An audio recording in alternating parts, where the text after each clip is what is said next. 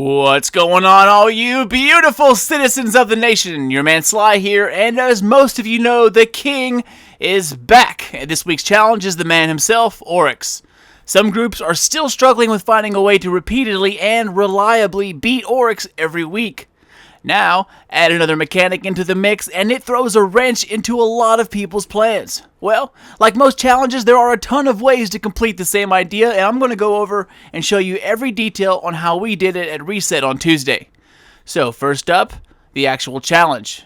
Now, there are a couple of different things going on here, but the idea is to stack all 16 orbs on the floor at one time, and then on the fourth run or the fourth round, after clearing the ogres and clearing the knights, have 4 designated detonators run into the orbs and make sure that all 4 go off at the same time. Then, back to the middle for the final stand, and boom, you're good to go. The only thing that is different from defeating Oryx normally is that he doesn't shoot bombs at you this time around. You know, where you have to run around the pillars, one goes up top, one runs the middle.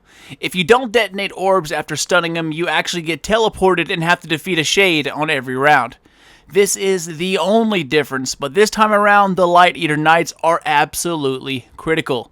If even one is left unchecked and he absorbs one of the orbs, you might as well wipe and start over. So, Knights are crucial, but to be honest, just like every other raid, it's all about timing and teamwork. Once you get the hang of this, it's actually a better way to do the raid in my opinion. 1, you always have the aura of invincibility above you when you need it the most, and 2, if your team is good at killing the shade, then it's no problem. Alright, so let's take a look on how to do this. So, first off, choose the fastest runner with the most experience. Then you can assign pillars if you wish, but in my opinion it's better to have your top 2 strongest guardians that are also titans be on ogre duty at all times. We assigned 3 people who were numbers 1, 2, and 3 to whatever pillar Oryx went for. For example, number 1 was always on the pillar Oryx rotated to. Number 2 was on the next pillar to the left of that, and then 3 was on the third pillar from the left of number 2. And then of course the 4th has the brand above it, so no one needs to be on the 4th. He was the one in the middle. This way we could keep 2 guys who were good at ogres and who had titan bubbles on the ogres at all times, and the best snipers took the pillars to make sure knights were never an issue. As you can see in the video by now, it is a team effort all the way. One person doesn't do their job and it's a wipe. The 4th Light Eater Knight is always the hardest to kill. Have 1 or 2 people who can also be the guys in the middle doing ogres, keep a watch on him while the rest concentrate on stumbling Oryx. If you can't kill the Light Eater Knight, it's a wipe anyways, so might as well give it a try. But like in the video, Light Eaters only take a quick machine gun clip to the dome and boom, problem solved. Once all the Light Eater Knights are taken care of and Oryx is stumbled, take care of the vessel if he isn't already dead, and then slowly inch your way forward right behind the first 2 pillars on the middle walkway. Adds will spawn in on the front left and front right the entire time Oryx is blasting at you, so take care of them before they pile up. Once you see that Oryx has regained the darkness, slowly head back to the middle, take care of the adds in the back, and get ready for teleport time. Now this part is just like doing this normally, nothing changes here. Make sure the adds don't get in by killing them before they walk into the shade of darkness, kill Oryx after, and then repeat. Keep track of how many times you went through the shade. After the 3rd time you've been teleported, this next run is going to be your detonation run. Find out which pillar Oryx is on, have everyone get into position, everyone help with ogres on their side, and everyone must get their own knight first. Then help someone else if need be. Don't focus on someone else's knight, then miss your own. Do your job first and then lend a hand. That is the best way. Once the relic holder is down, head towards the titan bubble in the middle and wait for the aura to meet you right there in the middle.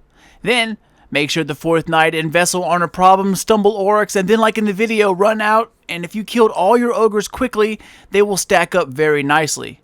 If they are spread out, run in a little circle for 4 seconds and make sure that you run through 1 orb at least 1 time.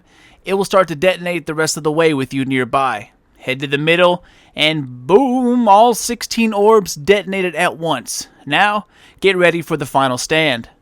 Once Oryx pops up, there's pretty much no change here either. Keep your malices on the last shot, sleeper simulants, and LMGs at the ready, and finish this bastard. Now this is how you get the ship, the last remaining calcified fragment, and another grimoire card, and a chance at a 320 primary. The artifacts of both normal and hard raids drop, and then of course the normal loot that drops some Oryx, anyways. It takes a bit of practice to get in the swing and the timing of this new strategy, but it does work. The most important areas are killing the ogres as soon as possible, and next is the ability for each pillar holder to be able to kill his own knight. That is the biggest focus here, guys. Everything else is easily adjustable. Now, take a breath, don't worry, you freaking got this. Also, upon cruising to the tower in your swanky new beautiful ship, you finally unlock the Beltane shader for finding all 50 calcified fragments, and Oryx is also nice enough to give you a load of inventory clogging items on top of all that. But that's it, guys. Now, this is one of the harder challenges to do, but like I said, it is all about assigning the right person to the right position. Best snipers on the pillars.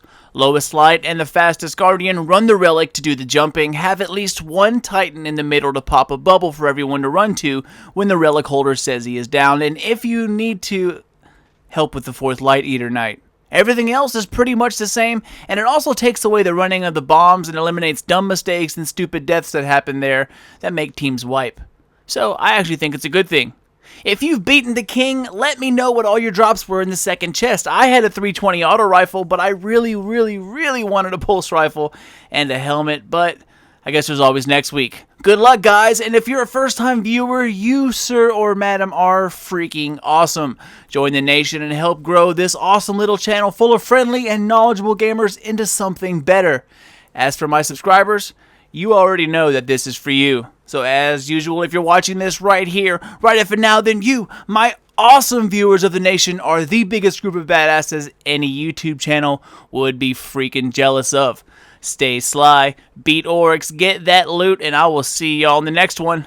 This is your man Sly. Done, gone, out.